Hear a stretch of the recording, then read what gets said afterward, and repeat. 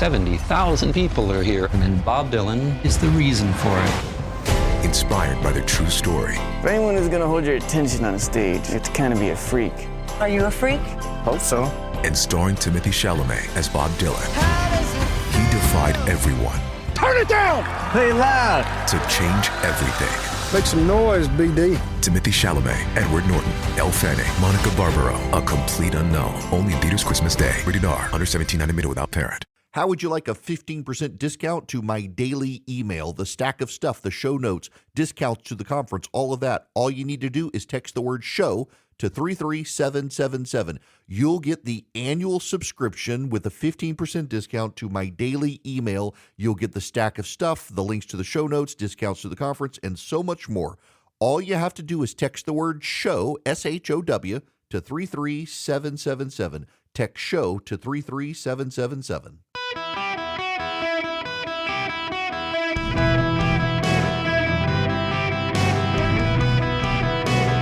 Welcome to the Eric Erickson Show podcast, Hour 1. My fellow Americans, welcome. It is Eric Erickson here across the United States, back again in Jacksonville, Florida, where I will have you CMG people know they treat me like a god among men down here.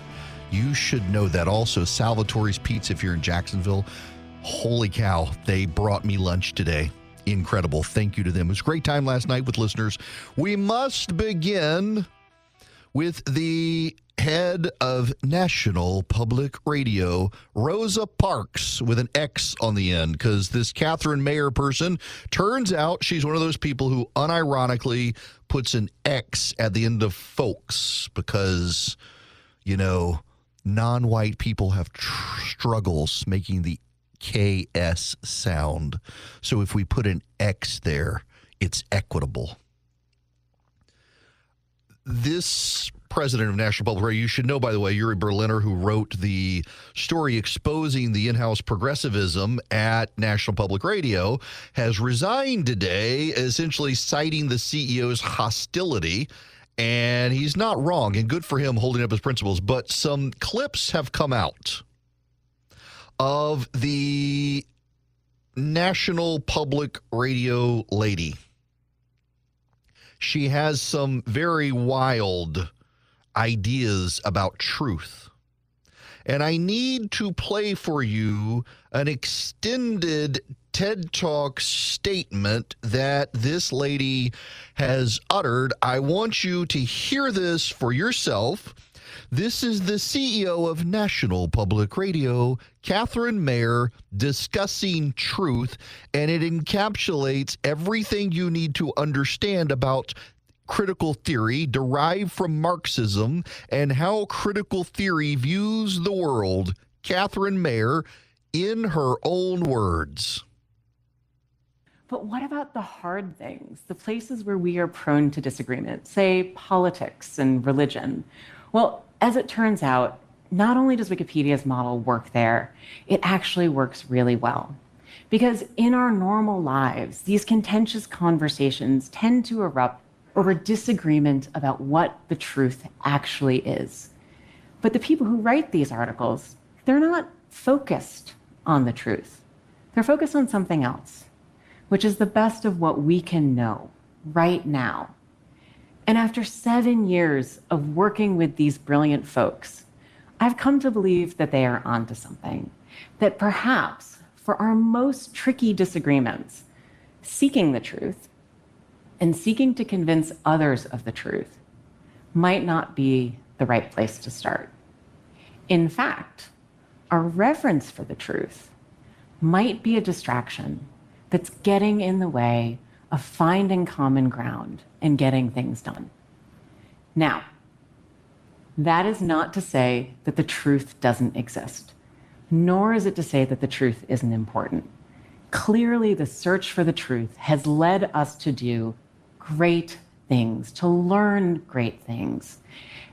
But I think if I were to really ask you to think about this, one of the things that we could all acknowledge is that part of the reason we have such glorious chronicles to the human experience in all forms of culture is because we acknowledge there are many different truths. And so, in the spirit of that, I'm certain that the truth exists for you and probably for the person sitting next to you. But this may not be the same truth. This is because the truth of the matter is very often, for many people, what happens when we merge facts about the world with our beliefs about the world. So we all have different truths. They're based on things like where we come from, how we were raised, and how other people perceive us. The last person to ask what truth was nailed the God of all creation to a cross. I'm flabbergasted by you can have your truth. I can have my truth. What exactly is truth? Well, truth has to in some way be objective. You can process the world in your own reality, but I need to, I wish we could find her speech in its original German, because I think I could actually better directly answer this based on what she said. We process the world around us through our own worldview. Who was the bad guy in World War II? Who were the bad guys in World War II? It is a true statement that the Nazis were the bad guys. But not if you support the Nazis. You can't say the Nazis are the bad guys, can you? This is where her worldview gets you. This is why communist regimes kill more people than any other sort of regime.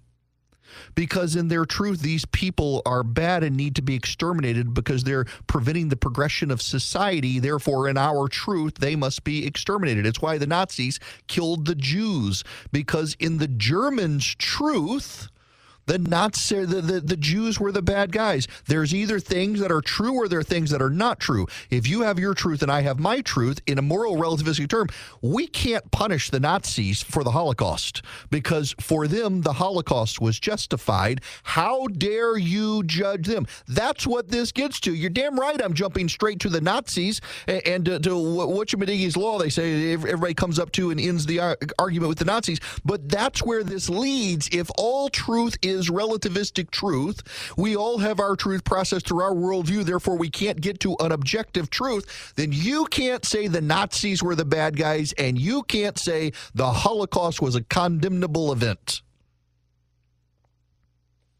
That's where this lady's worldview leads. But wait, there's more. This again, Catherine Rosa Parx Mayer, the president, CEO of National Public Radio. The number one challenge here that we see and is, of course, the First Amendment in the United States is a fairly robust protection of rights. And that is a protection of rights both for platforms, which I actually think is very important, that platforms have those rights to be able to regulate what kind of content they want on their sites. But it also means that it is a little bit tricky to really address some of the real challenges of where does bad information come from and sort of the influence peddlers who have made a real market economy around it. It was a little bit garbled. She was on an internet conversation when she said that. That wasn't your radio station. That was actually the audio quality there. But notice what she says. The platforms need the First Amendment. What she dances around saying is that those pesky people, the individuals, do not. Remember, in the collectivist Marxist worldview, the collective is good, the individuals are bad. She wants the platforms to have robust First Amendment protections to be able to censor the people who she doesn't think need to actually have First Amendment rights because they might not tell the truth. But she's already said each of us has our own truth. So how can she qualify something as disinformation or misinformation? It might be true to me. The worldview of the progressive intersectionalists is insanity. It is insane. Christopher Rufo is one of the leading people revealing Catherine Mayer's speeches. He's revealed a lot of her tweets. The New York Times has now been forced to respond. I love that the New York Times says that he unearthed Her comments, they were publicly available on social media. There was no archaeological dig to find her tweets. They were there, ready. I'm actually really disappointed in Christopher Rufo, though. I know many of you like Christopher Rufo. He's done a lot on ESG. He's done a lot on DEI. He's now exposing Catherine Rosa Parks Mayer. By the way, Catherine Rosa Parks Mayer said that she doesn't sit in first class. She, quote unquote, goes to the back of the bus. But I'm really disappointed in Christopher Rufo because he missed, I think, the most famous speech that Catherine Mayer, the CEO of National Public Radio, has ever given. And it was there for the whole world to see.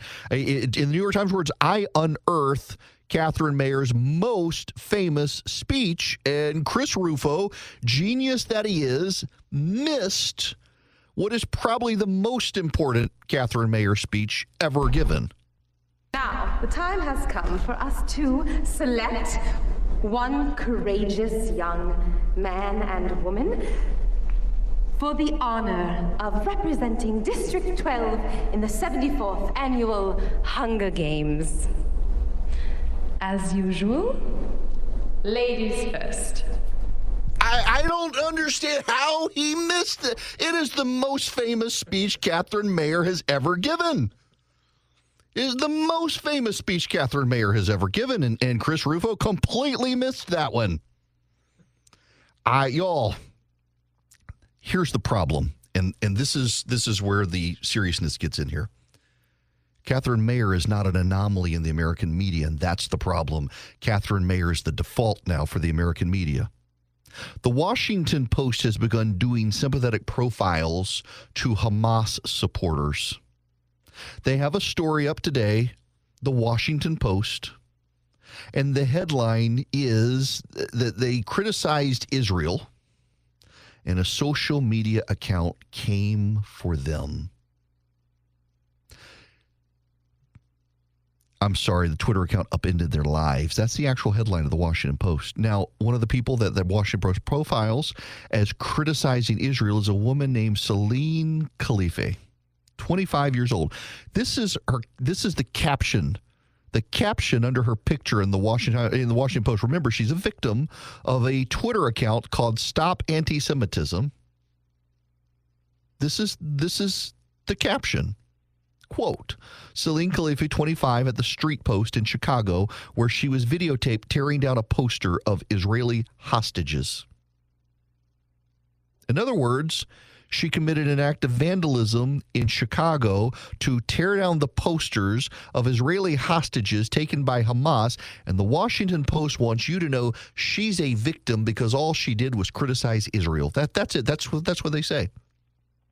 At NBC News, you can't have on Ronna McDaniel, the former chair of the Republican National Committee, but you can have on Joy Reid, who actually accused Wolf Blitzer of being too pro-Israel and in the pocket of AIPAC and the Jews. You can have in Joy Reid and give her a show, but God forbid you pay Ronna McDaniel, former chair of the RNC, to be on NBC. They'll get Michael Avenatti out of jail to comment on Donald Trump. They can't have Ronna McDaniel, the former chair of the RNC. At the New York Times, they'll allow actual terrorists, Taliban and Hamas leaders, to write op-eds about why the United States is bad. But a sitting senator in the United States Senate, Tom Cotton, is not allowed to have an op-ed that reflects the views of over 50% of Americans when it comes to calling out the National Guard to stop the rioters, because he might trigger the employees of the New York Times. And on it goes. Catherine Mayer is not an anomaly. She's the default in the American press corps at a time that the ratings are in nosedive. Subscription cancellations are up because you cannot believe what you read in the New York Times or the Washington Post or USA Today or here on CNN or MSNBC or pretty much anywhere else in the media, with a few exceptions. You can't believe it anymore because their narrative trumps the facts. You've heard Catherine Mayer in her own words. The narrative, telling you the narrative is more important than the facts because we all process the facts differently. So we all arrive at our own different truth. They have no desire to tell you the truth. They don't believe the truth is obtainable in a way that's shareable by everyone. So they will advance the narrative. They'll advance it all the way to the Hunger Games as they divide this country, and they will be the precious elite in the capital city, living a good lifestyle, while the rest of us, our tax dollars, go to bail them out of their life's decisions. That's what the media has become. Hello there. Welcome. It is Eric Erickson here across North America. The phone number, 877-973-7425. Should you wish to be on the program, I would be delighted to have you. I do have to pull up the call screening program, however. Nonetheless, we got plenty of other stuff to talk about. I've seen a number of people, they can't believe that this Catherine Mayer stuff is real, but you all need to understand that these people exist. They legitimately exist. They exist, and they are in charge of a number of cultural institutions, including National Public Radio, where they have decided that your opinion becomes your reality. And we've got so many new listeners. It is somewhat repetitive. I realize, because I've done this on multiple occasions, and some of you are going to be like, oh my God, there he goes again. But if you'll just bear with me, I mean, we've got Sacramento now, we've got Austin, Texas, we're now live in Tulsa and Dayton and Jacksonville and Orlando. It is really worth me explaining this worldview to you in a way that you will understand what this is. Because this is a dominant influence today in so much of the media and on college campuses, and this is the mental processing. You know, I'm assuming you've heard of horseshoe theory. Charlie and I were having this discussion yesterday. The far left and the far right are increasingly alike. They all believe in conspiracy theories. Everyone's in control. I just saw this clip of some girl on Sean Spicer's show claiming that Big Pharma and Big Food are together in conspiracy to keep you fat and on drugs for the rest of your life. And it's not really true. And I don't think this girl would presume to view herself as a critical theorist, but she's actually embraced critical theory. And the far left and the far right, they both have descended into conspiracy theories. The far right thinks the government is bad, therefore there's a government conspiracy in charge of everything. The far left believes that corporations are bad, therefore corporations are in charge of everything. And it's all a conspiracy. So who cares about the truth? It's all about the underlying conspiracy. And that's exactly where Catherine Mayer is as well. And it's worth trying to maybe deprogram some of you in some way, but explain what this is to all of you when we come back. First, I got to tell you about Old Glory Bank. Right now, they're doing something I think is actually really cool. And full disclosure, I've actually checked into this myself. Haven't pulled the trigger, but I'm headed in that direction. Old Glory Bank, instead of going to the stock market, there was a story today that who is it? John Eastman, the lawyer. Several banks, USAA, Bank of America, have canceled his bank accounts. Old Glory Bank is there to be so you don't get canceled. They don't care who you do business with. They don't care who you are. They guarantee you they're not going to shut down your bank account because your politics, unlike some of these other banks. And they also want you to be able to invest, accredited investors only. If you go to own.oldglorybank.com, you can check this out. They're allowing accredited investors to buy shares of the bank. It's not FDI secured. Your investment may go down. You may lose money. This isn't about the bank account. This is about ownership in the bank. And I'm looking at it, but also I want you to know if you go to oldglorybank.com, you can set up a checking account, and they're good people, and they're not going to ever debank you. oldglorybank.com. Hello there. How are you? It's Eric Erickson here. The phone number is 877-973-7425. I want to explain this to you, and I'm going to explain what's going on with Catherine Mayer's thinking and what you're seeing in so much of the media. And I'm going to do it with our own side, because you would be mistaken to believe that only the left falls into this. And there's a relevant clip. I'm not going to pick on Sean Spicer. I don't know who the girl is who is interviewing, who he's interviewing. But this clip is now going viral from Sean Spicer's show. And it is the perfect clip to explain what Catherine Mayer herself is doing. So again, I don't know who the girl is, but I need you to listen to this audio. Wait, actually, it does. Here is her name. Of course, she's a Turning Point USA idiot. Alex Clark. Oh, of course, she's a TP USA. All right, you got to listen to this because this is Catherine Mayer from the right. They want us safe. Oh, hang on. Got to rearrange my audio here in the remote studio. Here we go. Again. Who's they? Who's the they? Big Pharma. Big Pharma and Big Food, they work together. So think of Big Pharma and Big Food as like siblings. They need each other. They rely on each other to both maintain power and status and money. So Big Pharma relies on Big Food to keep us fat, and it's starting in elementary schools. Primarily, all of the food that the kids are eating in elementary school from their cafeteria even is processed food. Now, what is ultra processed food? What does that mean? We're talking about frozen food that comes in bags or food that comes in boxes, and you see, one food item has 50, 60 ingredients in it, okay? Those are what we think of as processed food. So those hamburgers, those chicken sandwiches, you think a chicken sandwich is just chicken and breading. No. Even a Chick-fil-A chicken sandwich has over 50 ingredients, including ingredients that we make silly putty out of. That is what you're eating. So when you're ingesting this poison and our kids are eating it younger and younger, we're getting fatter and fatter, right? Childhood obesity rates are sky high. The pharmaceutical company is able to come in and say, oh, don't worry. October 2023 started testing Ozempic on children as young as 7 years old. Do you want to know, Alex, do you want to know why young kids are so fat these days? Alex, it's because young women are going on television and prognosticating about crazy theories instead of learning how to cook, to get married and have children so that the mom can stay home at night and prepare the meals for the children. Instead, the mom is out working, living a harried lifestyle and having to get the prepackaged, pre-made food at the grocery store or go to the restaurant because she doesn't have time to eat because she decided to put her career before her kids.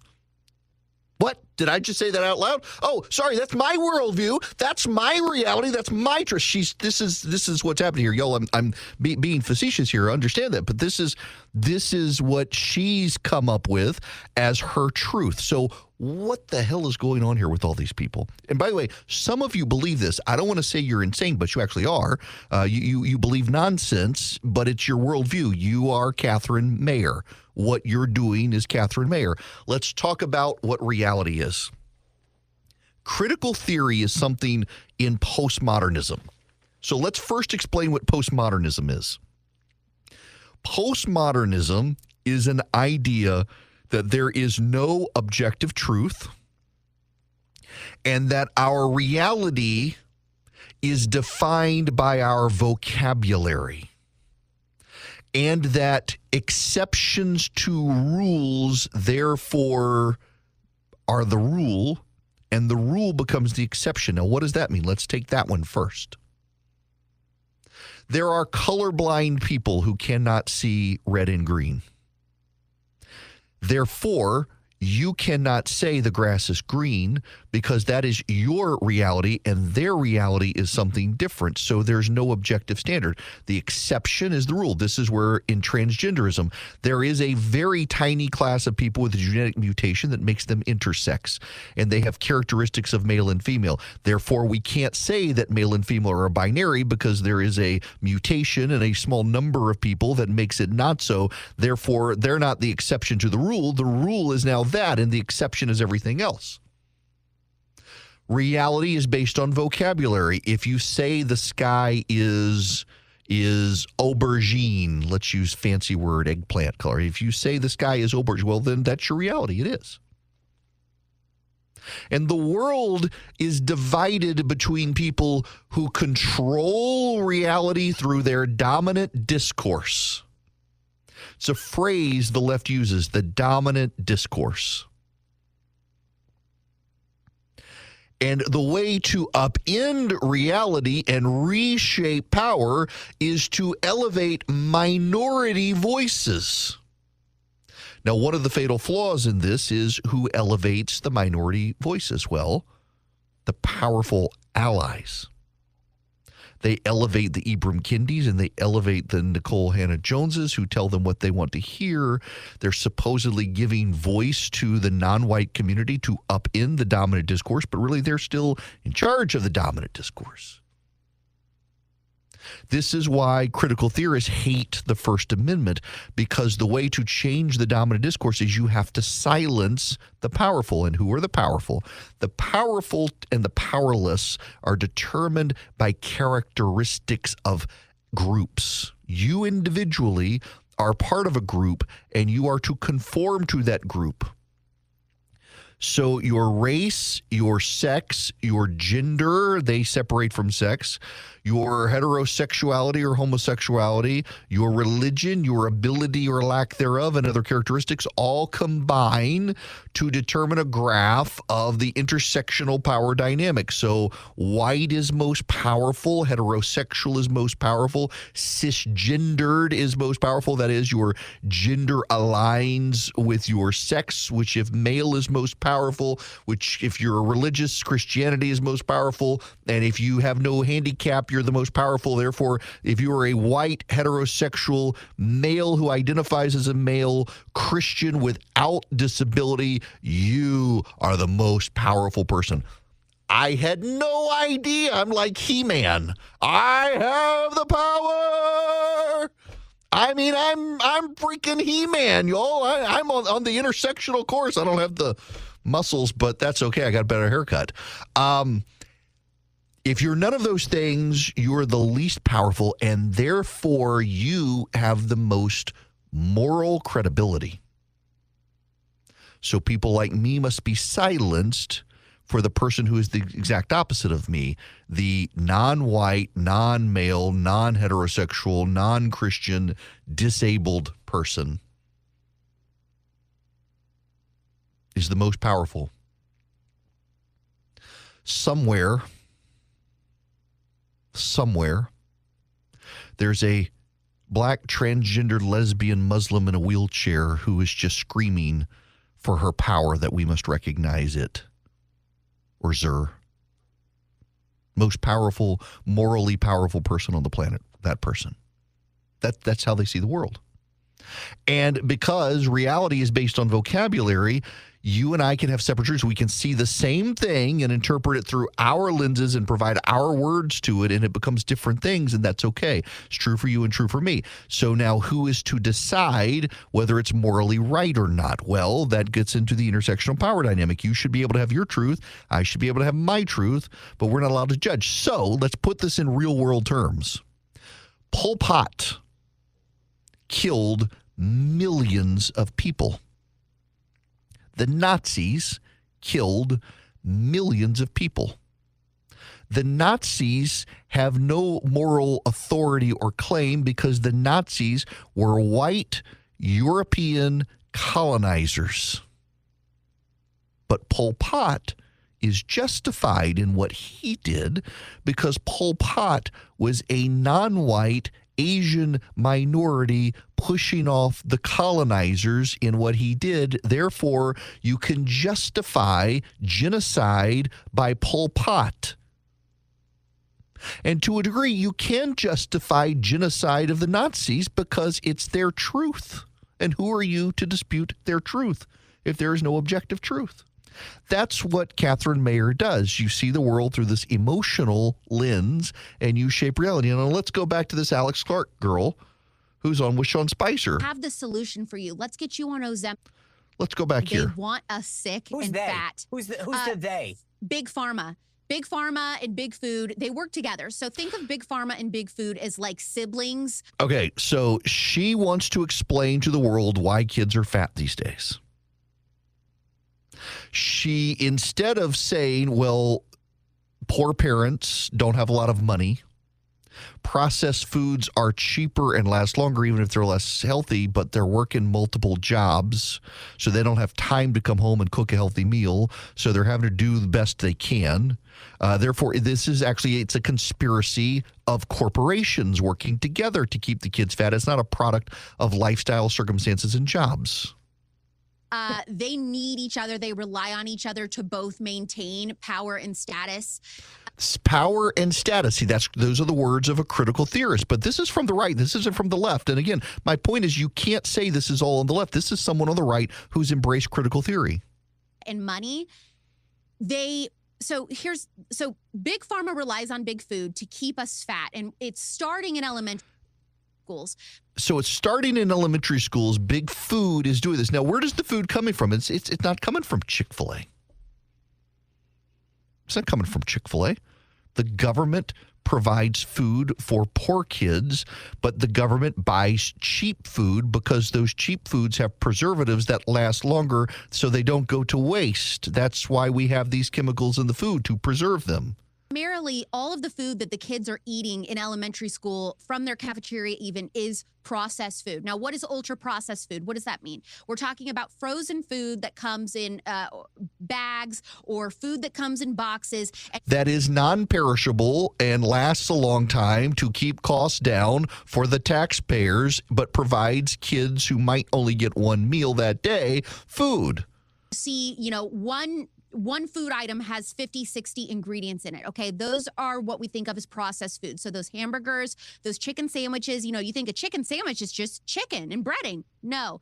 Even a Chick-fil-A chicken sandwich has over 50 ingredients, including ingredients that we make silly putty out of. That is. Yes, there are ingredients in Chick-fil-A chicken sandwiches that we also put in silly putty.